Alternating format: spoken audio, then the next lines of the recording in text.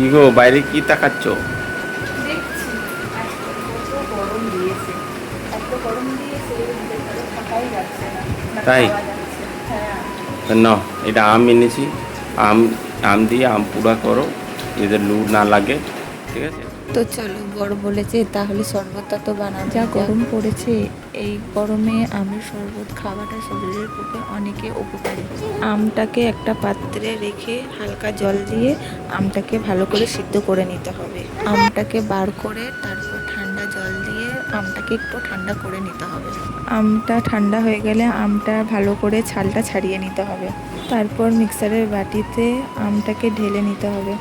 তারপর একটু ধনেপাতা, পরিমাণ মতন লবণ, 1 প্যাকেট জলজিরা দিয়ে মিক্সচার মেশিনে ভালো করে পেস্ট করে নিতে হবে। জানো তো, আমার বড়ি আবদার করলো যে একটু আমের শরবত বানিয়ে দাও, কিন্তু আমার বড়ি খেতে পারলো না, যেহেতু ওর কাজের টাইম হয়ে গেছিলো। বাটা হয়ে গেছে, একটা বাটিতে ঢেলে নিতে হবে।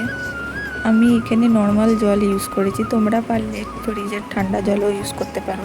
যেহেতু আমার কাছে ফ্রিজ নেই তাই আমি নর্মাল জলই ইউজ করেছি। ভিডিওটা ভালো লাগলে প্লিজ একটা লাইক, কমেন্ট, শেয়ার করে দিও। পারলে এই রেসিপিটা তোমরাও একবার বাড়িতে ট্রাই করতে পারো।